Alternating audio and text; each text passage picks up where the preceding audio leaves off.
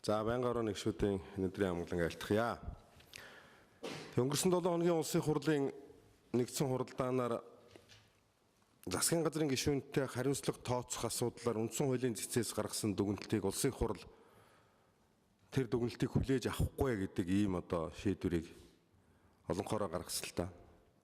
Тэгээ энэ шийдвэрийг хүлээж авахгүй гэдэг шийдвэр гарсантай холбогдуулаад энэ засгийн газрын гишүүнтэй хариуцлага тооцох тухай асуудал бол тэр өмнө нь засгийн газрын зарим гишүүд их хурлын удирдлагуудын тайлбарлаж байсан тэр энэ цэцгийн дүгнэлтийг хэлэлцсэний дараа болно гэжсэн энэ зүйл бол нэг талдаа болж шийдэгдсэн. Тийм учраас бол би өнөөдрийн байнгын орооны хуралдаанаар их хурлын гишүүн Баасан хүүгийн тавьсан засгийн газрын гишүүнтэй хариуцлага тооцох тухай энэ асуудлыг байнгын орооны хуралдаанаар хэлэлцъя гэсэн горимын санал гаргаж байна.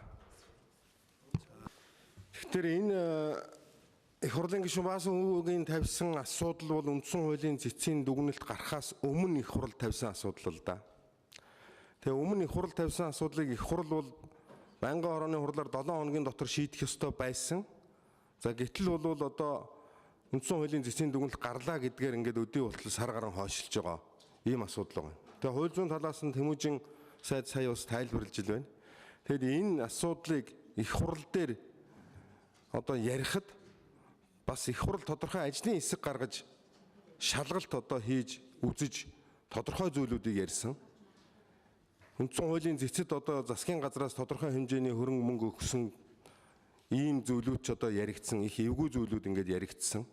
Тэгээ ийм тохиолдолд бол ингээд өмөрөөд хамгаалаад суугаад байх явдал нь бол шудраг ёсонд нийцэхгүй. Өнөөдөр улс орны эдийн засгийн байдал, энэ ард түмний аж амьдрал, энэ засгийн газраас улсын хуралд өргөн барьсан байгаа төсөв, энэ хийсэн боловсруулсан юмныхаа царайг харал та. Тийм учраас бол хариуцлага тооцох явдал бол хамгийн чухал асуудал болох ёстой. Тэгжээж бид нэр цаашаа явах ёстой. Тэгжээж бид нэр энэ болохгүй болсон зүйлүүдээрээ засал хийж тэгээд энэ эдийн засагт нүүрлээд байгаа энэ аюулын ард гарахад бол ёстой хамтарч зүтгэж хэн хэнийхээ санаа оноог авч ингэж ажиллах ёстой. Хариуцлага алдсныгаа ингээд хаацалаад суугаад байж болохгүй.